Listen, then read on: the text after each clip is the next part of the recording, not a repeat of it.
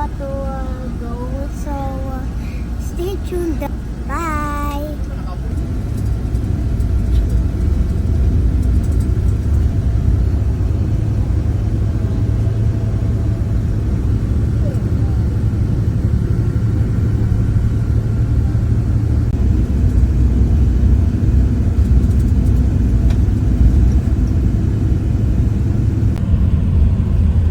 Hi guys, so tomorrow we're gonna be in Manila, and also I'm gonna get some sleep because it's already night.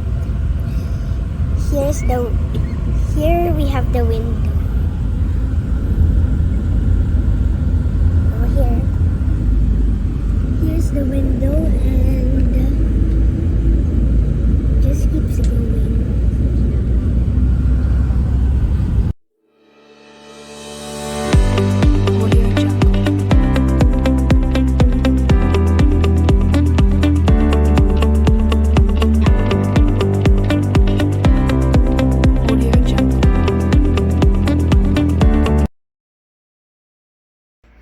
Hello!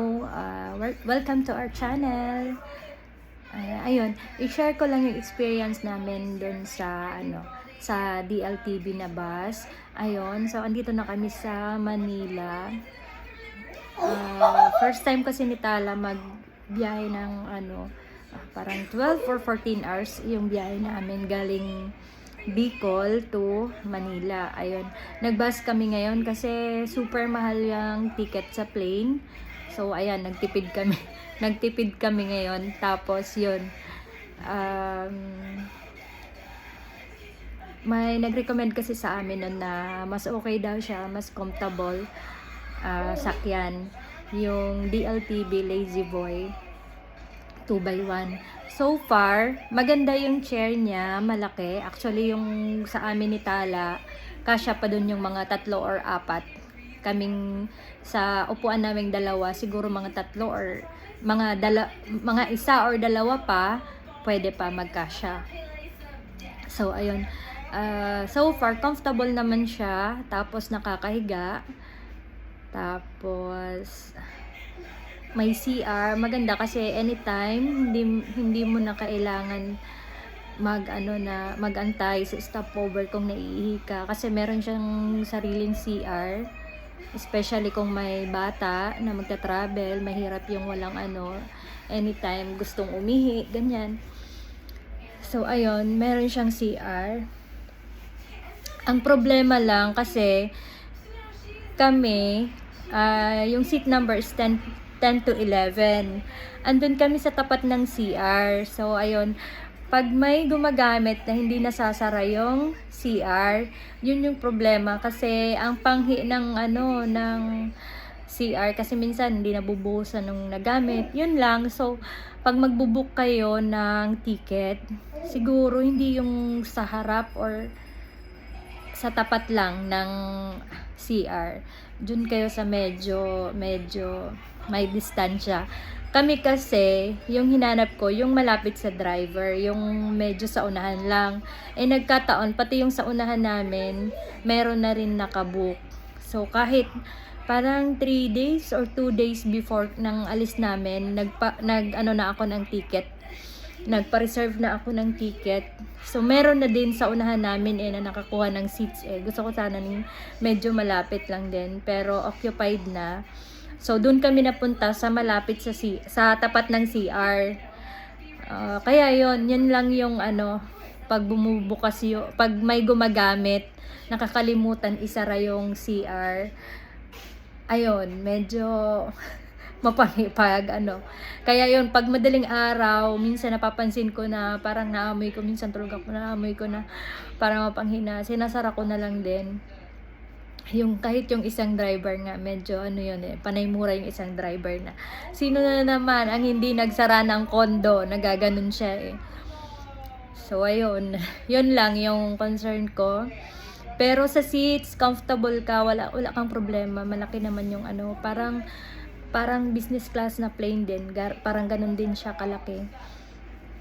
Ang lang talaga dun sa CR. Tapos, pagdating namin ng Turbina, Hindi ko alam bakit, hindi ko alam kung may problema sa bus o ano. Pero wala naman siguro kasi hindi naman kami nasiraan. Pinalipat kami pagdating ng Turbina na terminal nila ng DLTV. Pinalipat kami ng bus, pinasama kami dun sa Pasay, tapos Petex na Greyhound yata yon. Doon kami pinasakay. Doon sa may mga vacant na seat, yun doon kami pinaupo. Yun lang ang medyo ano ako, kasi kung may bata ka o matanda or madami kayo, medyo hassle kasi yung mga gamit, yung mga ano. Anyway, tutulungan ka naman sa mga gamit na dala mo, pero yun lang kasi 'di ba lipat-lipat kayo ng bus. Yun lang ang medyo ano hassle. Hindi ko alam kung sa amin lang yun nangyari or meron din iba. Basta yun, pagdating namin ng Turbina, pinalipat kami ng ibang bus. Kasabay na namin yung mga dadaan ng Pasay, tsaka Petex. Yun. Kaya, parang dumating kami ng Petex, parang 8 na eh. Kaya yun. Tapos pagdating namin ng Petex, nag-taxi na lang kami pagdating doon, tapos diretso dito sa hotel na tutuluyan namin. So far, okay naman yung biyahe. Medyo na lang si Tala, medyo akala niya kasi mabilis lang. Kagaya ng sa plane, di ba? Isang oras lang pag galing Bicol or 45 minutes lang galing Bicol papunta dito. Pero yung bus kasi, syempre 12 to 14 hours yung biyahe namin. Meron naman siyang mga stopover, hindi kayo pagdating sa pagkain, okay naman. So, ayun.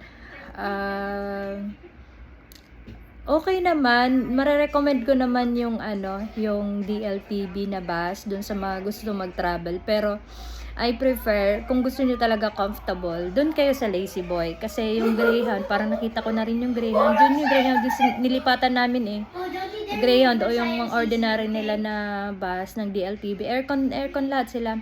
Pero medyo maliit lang yung upuan, hindi kagaya nung Lazy Boy na malaki talaga yung malaki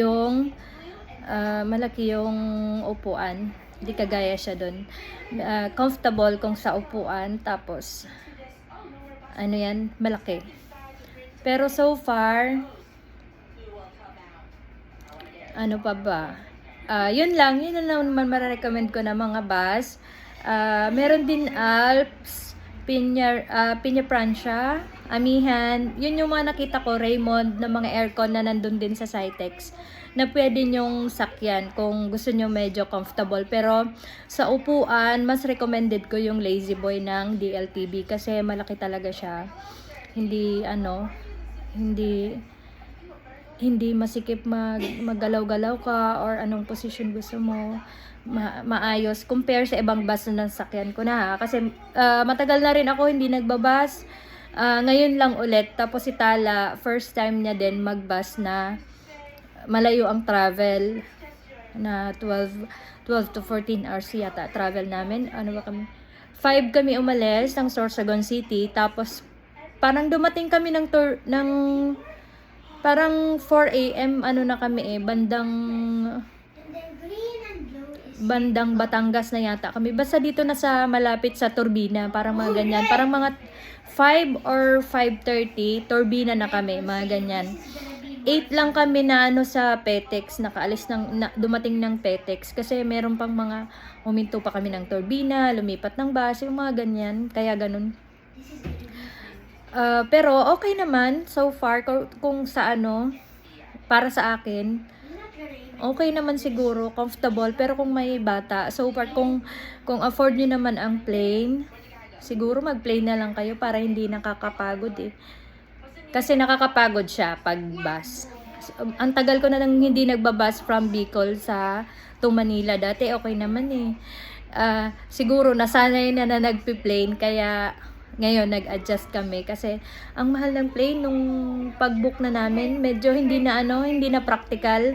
Parang 5 times na nung babayaran namin. Kaya ayun, nag-bus kami. Naghanap kami ng bus na maayos. So far, ayun naman. Recommended ko naman yung DLTV. Yun lang yung concern ko, yung sa paglipat-lipat. Ewan ko kung Hindi ko alam kung may problema sa bus nila or what.